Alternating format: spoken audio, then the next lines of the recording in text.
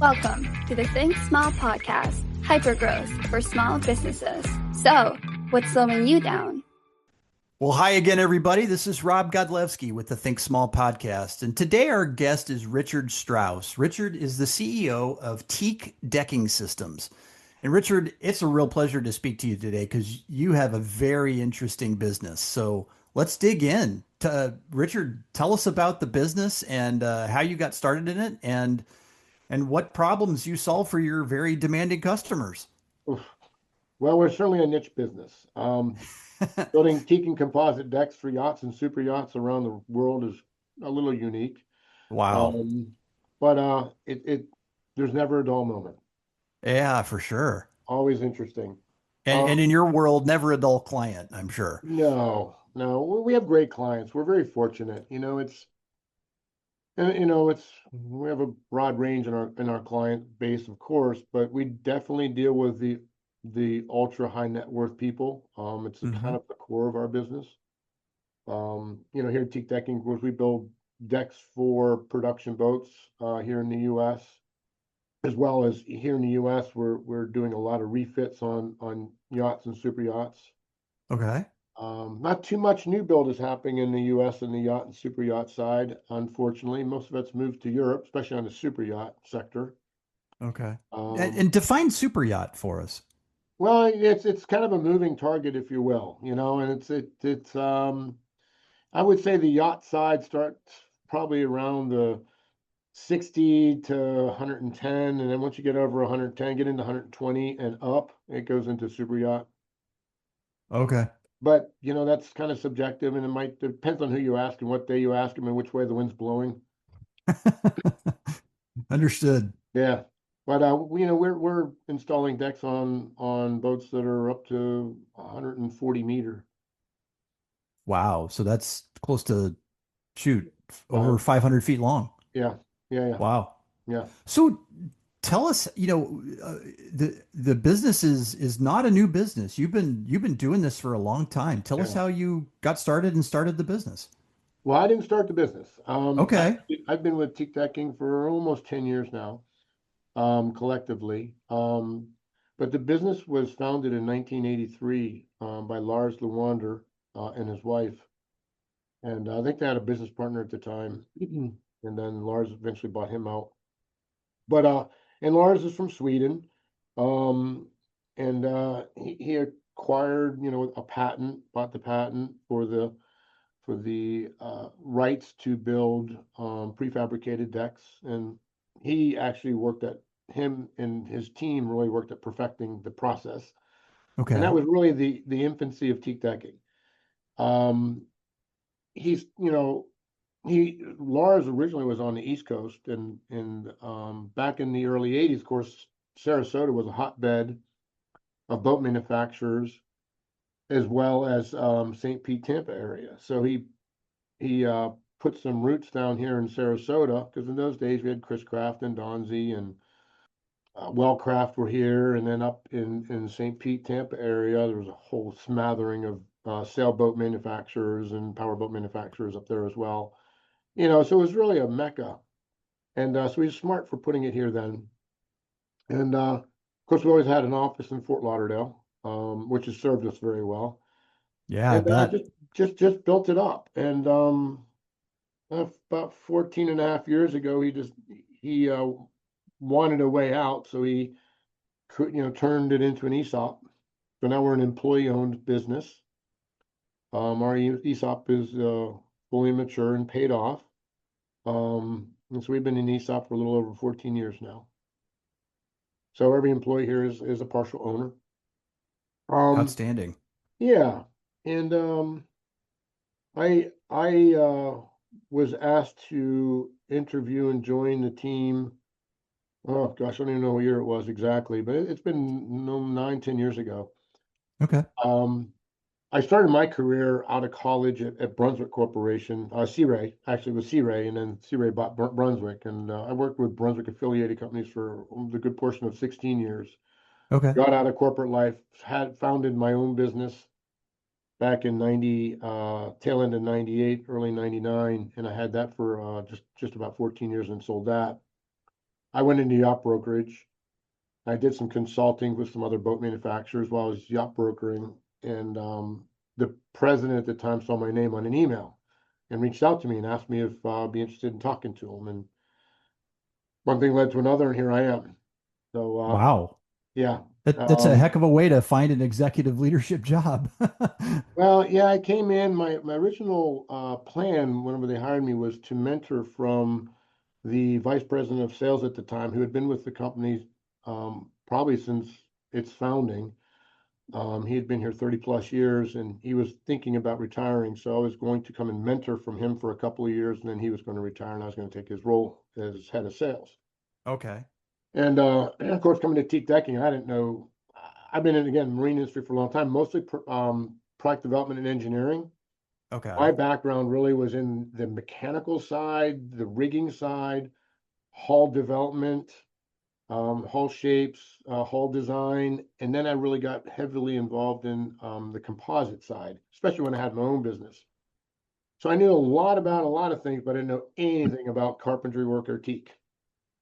So Got it. when they hired me, I'm like, uh, they wanted me because I understood the dynamic of shipyards, in South Florida, and how to work with captains and project managers and high net worth people and Yeah, yeah. You owners you knew the reps. marine industry and the boating Yeah, industry. You didn't yeah. necessarily need to learn everything or need to know everything about the Well, the decking as well, a product category. yeah, yes and no. It's like, well, if I'm going to sell it, I need to know about it. So Yeah. I talked to them and said, I don't know anything about carpentry, but I want to learn. So they created a program for my first 3 months here. I did nothing. I worked in the factory. I worked in every single department in this whole operation for the first 3 months of my career here, and got to know everybody, got to know the system, and learn how teak decks were built and why we did things the way we do.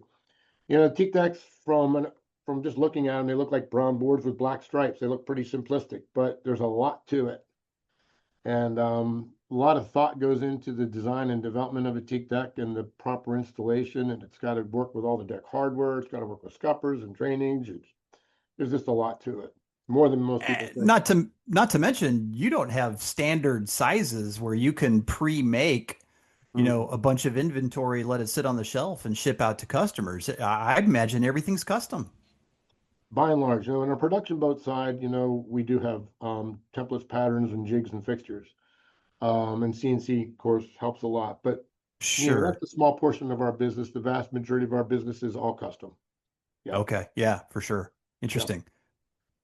So you've been in the industry a long time, and obviously with Teak Decking Systems now for over 10 years. Mm. Um, and I'm sure that in this space of the market, right? Very high end, high net worth end user customers. You've Mhm. seen everything. You've seen the ebbs and flows of economies and sales ramp ups and sales contractions.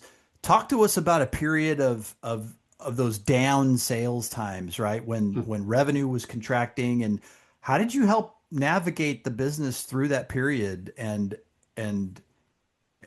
not only operationally, but from the human standpoint too, from the employee side. Yeah, great question.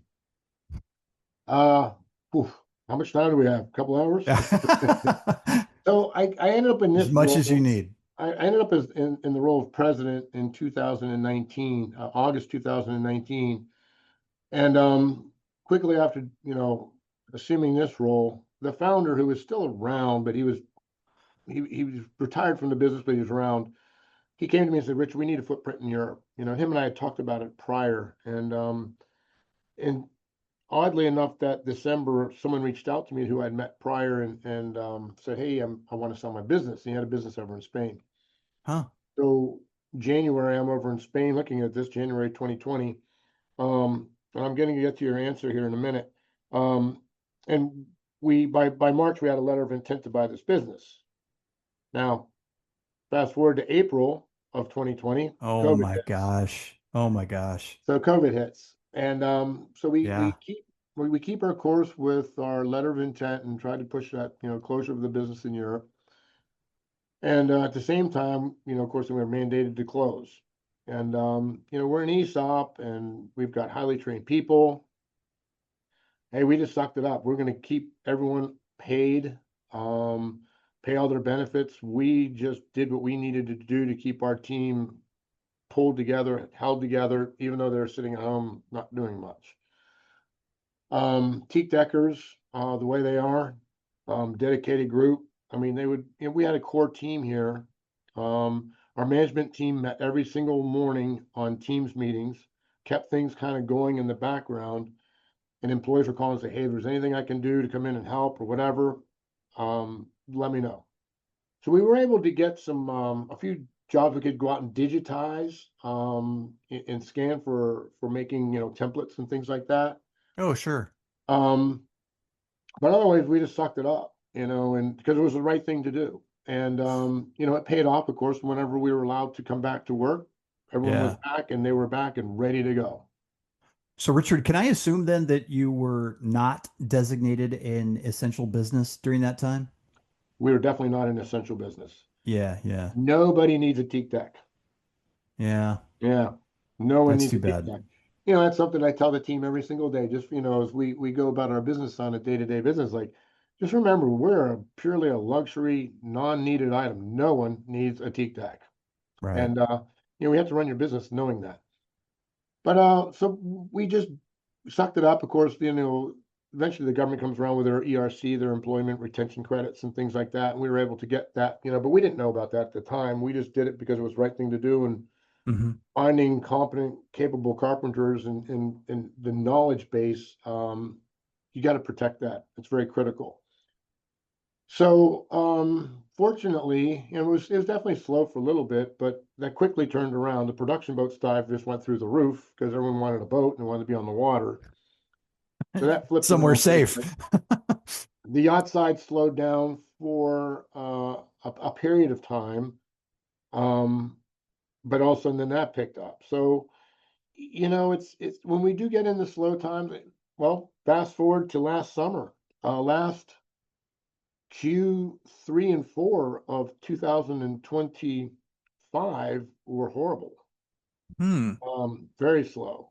But we just invested in our factory, and so we replaced our whole trim floor. We moved the CNC machines around. We just did a lot of things that we needed to do, and, we were very fortunate and blessed where business picked up at the very end of Q4, and it's been, relatively okay. It's not strong. It's not robust right now, but, Sure.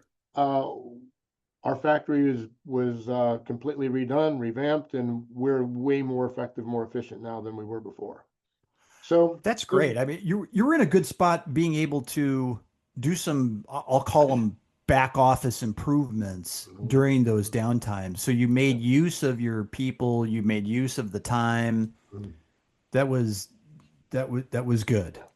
100%. The good news about our business is we do have enough diversity built into our business where we're doing big boats, small boats, Mm. internationals. Of course, Spain at the time, Spain had a great year. Our European team had a great year last year.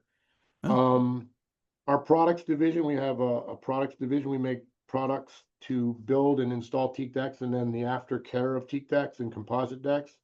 Hmm. And that business, stayed, you know, pretty robust through those times. We find that typically when the economy slows down, do it yourself picks up and our products, pick up. So that diversity helps balance things out. If we're slow in the US, we're usually good in Europe. If we're slow in Europe, we're usually good in the US. One of these days, it's going to be good on both sides of the Atlantic. And it's going to be a great euphoric moment. But, Okay. just having that diversity built in really helps keep you on an even keel, so to speak.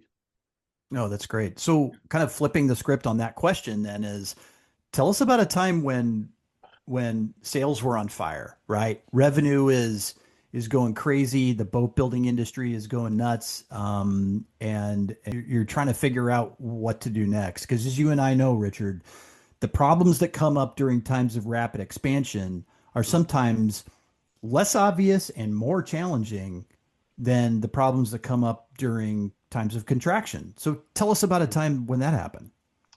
Well, tail end of COVID. Tail end of Okay. COVID, the production boat businesses, companies were on fire. They couldn't build boats fast enough. So again, I put a lot of stress on our team here for our composite decks, and our teak decks for the production boat, like the Hinkley's and Intrepids and Scout boats and Chris Crafts of the world, on fire.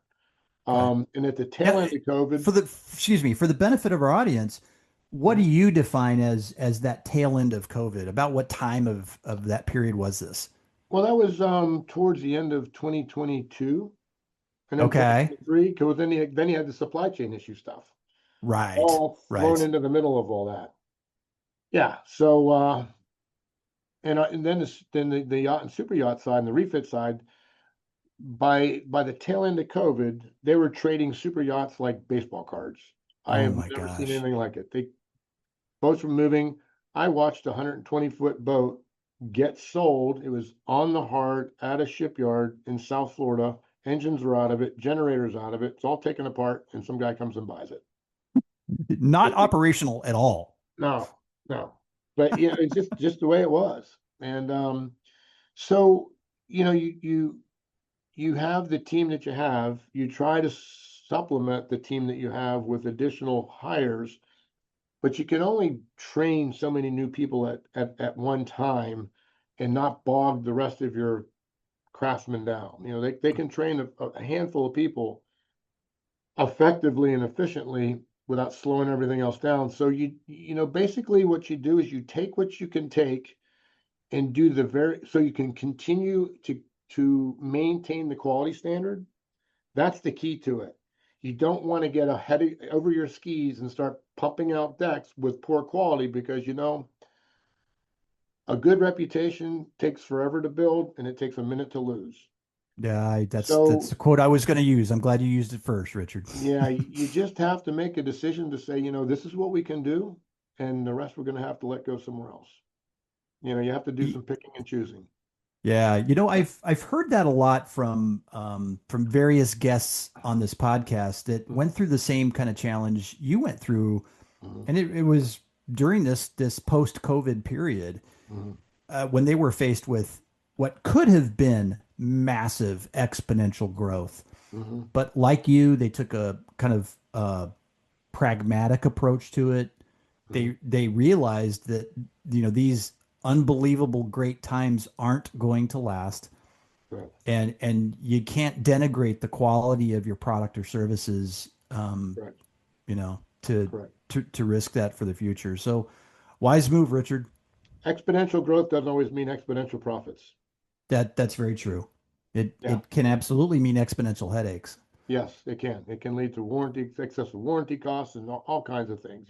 So you just have to know what you can do. Look yourself in the mirror and say, that's what we can do. We can still honor our clients, keep our clients happy, Hmm. and keep your employees proud of the product that they're producing. That's key. And that's what you do. Yeah. And So I can ultimately, imagine. it's a good Oh, decision.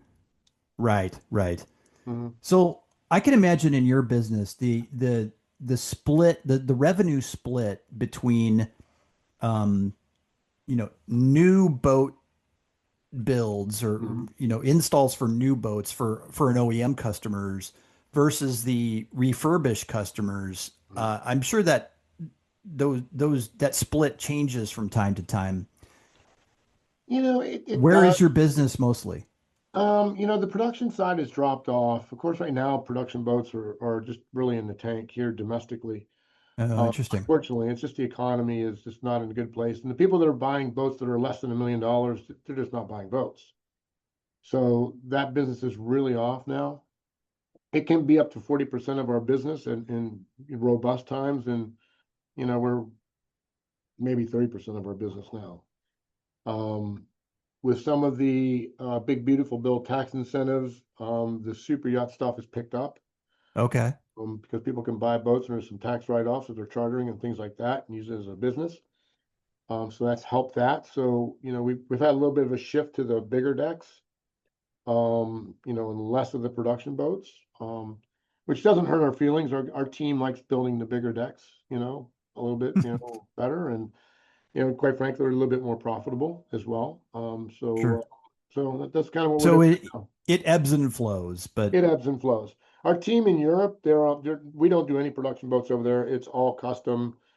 We probably have maybe a 50-50 split between new build, super yacht new builds with, the big builders over in Netherlands and Germany, and then refits, because we do Oh, work. okay. So even though it's a brand new build, it's a custom build because it's a super yacht. Mm-hmm. Yep. Got So, it. It's not a production smaller boat type of thing. Okay. everything we build over there, anything we're working on over there is typically 40 meters and up. Interesting. Interesting. Yeah. Yeah. So, I mean, I have to ask this question, Richard, but what are the most unique or intriguing or, exciting projects that you have worked on? I go to unique. Um, I would say unique and intriguing match those two. Is yeah, we do teak and composite decks for yachts and super yachts, but we've been very fortunate to get into restoring U.S. museum ships from like World War II era. So we've been on Oh, the USS interesting. North Carolina, USS Missouri, USS Alabama, USS Iowa. In the last 4 years, we did all new decks on the O1 deck on the USS Alabama up in Mobile. And It's just these are all fun. decommissioned Hmm. ships, right? Museum ships, yep, they're all Museum decommissioned. ships, sure. Yep. Okay. It's just always fun to be part of that history and restoring something that's got so much. It's got so many stories and got so much history. It's For part sure. of who we are. And then the USS Iowa, of course, we all know that one is very famous. And we were very fortunate. That's out in California in Long Beach, Okay. and of course the Alabama was done in teak because the original boat was a teak. Iowa original boat was in teak, but they watched us on a couple of other boats over the years, and the guys that were the curators and it's got some private ownership on the Iowa. It's an interesting group how that works. Oh, But okay. they wanted to go with our composite deck. So we did composite decks on the Iowa right after we finished up the teak decks on the Alabama. And the Iowa was originally teak. Correct. Oh, that's But interesting. Okay. they Okay. want to do a one and done and not have to worry about, putting, the maintenance of the teak decks and all the Right. things that go with it and caulking issues and things like that. So they did a composite deck on it. It came out phenomenal. We did it. Spent a lot of time in engineering on it. It's all done to original layout. It's all spec, but it's done in composite. Okay. Okay. And Yeah, and that probably makes a lot of sense for a boat that's of not course. getting the day-to-day use and Mm. Well, it right. gets a lot of foot traffic, Oh, I'm sure. and they do Yeah. special events on it. They do a lot of things on that boat. Yeah, it's quite Okay. cool. Okay. So those were fun. Those were iconic. Um, it's no secret now, but we were involved in the build of Jeff Bezos' boat. That was, of course, a very controversial, overly talked about boat. We did the Okay. decks on that new build. The name is Sailing Yacht Koru. It's one of the largest privately owned sailboats in the world. Wow. Yeah, so those are probably some of the more interesting kind of fun Okay. ones, I guess, if you will. Have you ever done a project that isn't a boat? Oh yeah, oh yeah, yeah. We've had clients of ours, of course, they're ultra wealthy, and we had one that we did all the decks on his, a couple of his super yachts, and he ended up buying a 5-story building in Tribeca in New York City and turned it into a residence. And we ended up doing the top floor spa area all Oh, in teak wow. decks that matched his yacht. Yeah, so it was Oh my wonderful. gosh. And of course, the logistics of getting our teak decks in Tribeca. Oh, into a five-story building in New York Yes, City? yeah. You don't have that problem most days, do you? And shipyards is a little bit different. Yeah, they're kind of ready That's for right. it. And New York City, they weren't so ready for these, 30-foot long panels going up, and yeah, it was kind of fun. Oh my gosh. Oh my gosh. That's interesting. Yeah, Um, yeah. so Richard, what does the future hold for teak decking systems? What does the next 3 to 5 years look like? Boy, I wish we knew. Crystal ball. The whole teak market's got turned on its ear. That's another thing that we faced in we did the COVID in 2020. We did supply chain issues in 22, 23, and 2021. The Burmese military decided to overthrow the Burmese government, the democratically elected government, and so Burma, Myanmar is where forever we've always gotten our teak. We've gotten beautiful vertical grain teak. And when the military overthrew the government, which was the second time that's happened in the course of 8, 9 years, U.S. throws sanctions at it, Europe throws sanctions at it. That shuts off your supply chain of where you normally get your 100-year-old, 80-year-old beautiful vertical grain teak. Oh boy. So we've been dealing with that. The good news is we knew that the end of the runway would come someday. We just didn't know when. We've got a team that sources all of our wood, and they had spent a lot of time globally looking at plantation teak and things like that.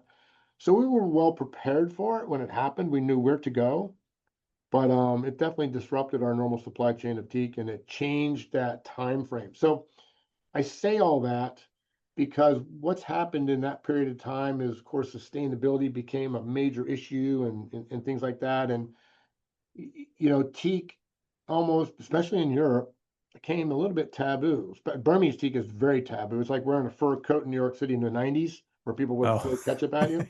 Sure. Yeah.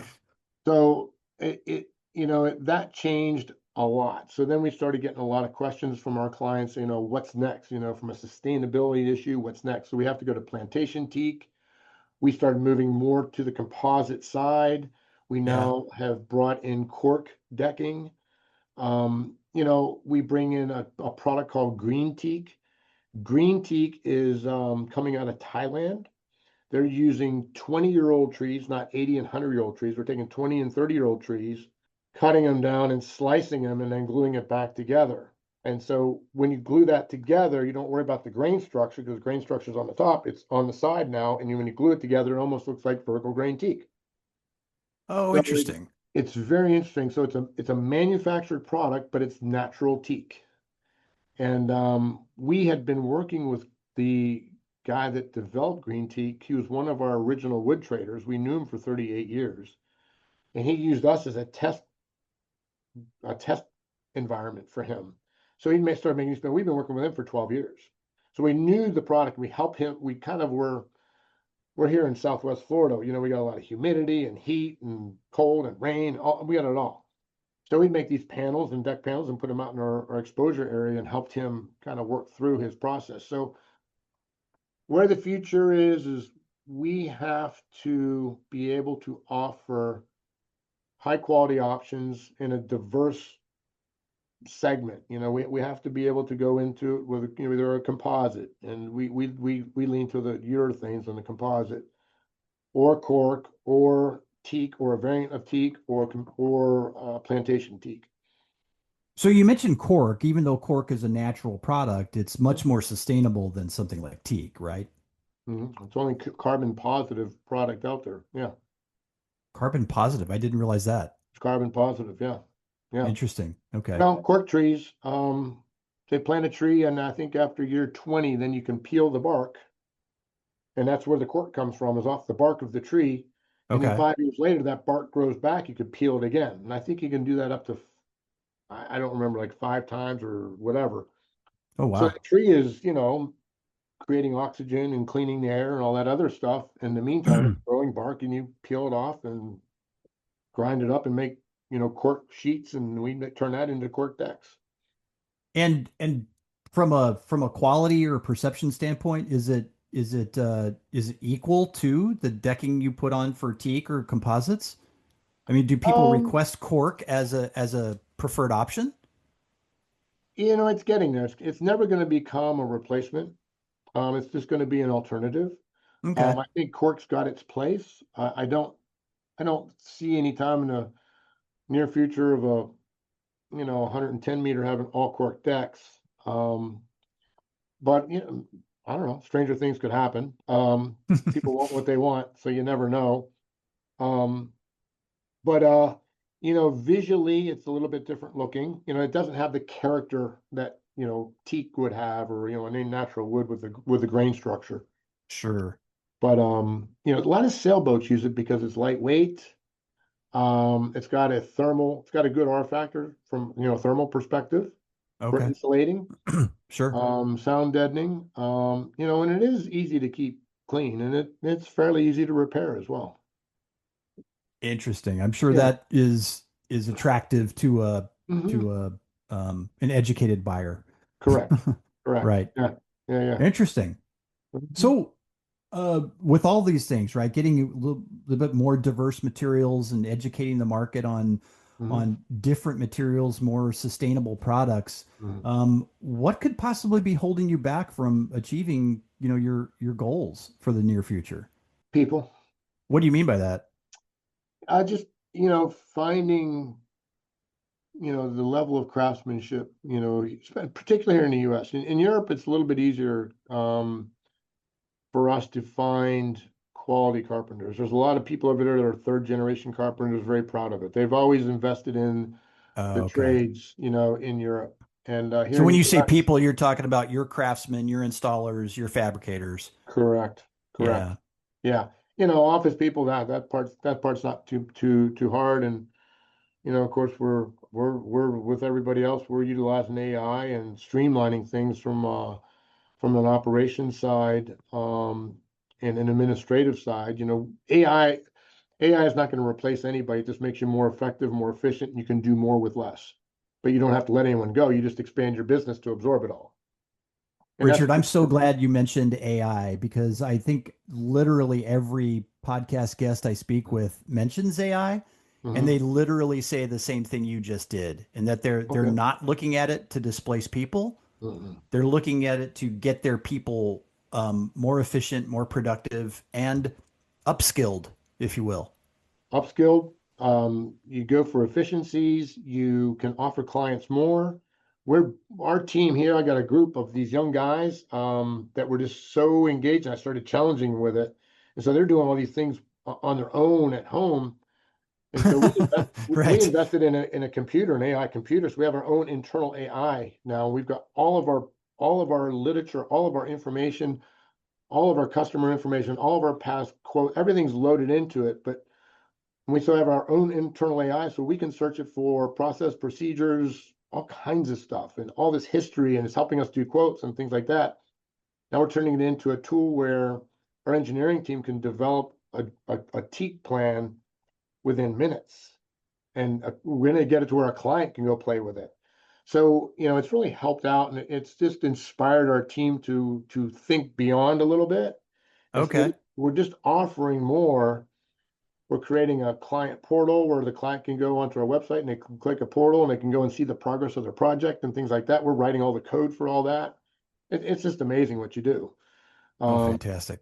and you give the young group the tools that they need, and just let them go. And it's amazing what they're doing. It's really, really fun to watch.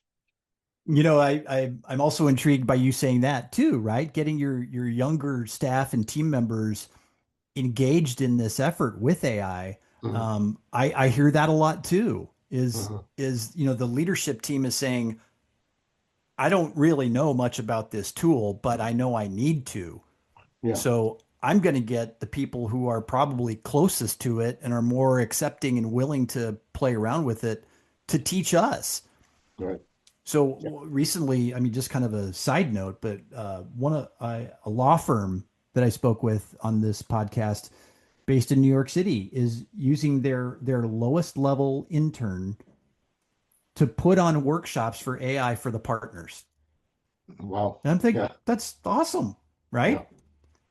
Gives them experience. Everybody learns together, and Yeah. again, we're keeping employees engaged and employed. Keeping them, challenging them, Right. challenging them to be better, and to offer new things. So I can always think of great ideas that we need to do, and then it's like, how do you get it done? These guys, they're like, yeah, I can figure that out. We can code, we can do it ourselves, and it's Wow. just amazing. It's fun to watch, and they love it, and our customers will benefit from it. Well, Richard, despite any really negative economic cycles, it sounds like the future is pretty bright for teak decking systems. Well, it's like you just got to keep running. You either got to get on the bus or get off. We choose to stay on the bus and trying to drive it if we can. So It's funny that someone so deeply involved in the marine industry is using a bus analogy. well, I didn't want to, I didn't want to be the pun. The guy. There you go. Didn't want to overuse That pun guy. That's funny. Yeah. Well, listen, Richard Strauss, CEO of Teak Decking Systems. This has been a great conversation. Thank you so much for joining us here on the Think Small podcast. Thank you very much for your time. It's been fun. Welcome to the Think Small podcast, hypergrowth for small businesses. So, what's slowing you down?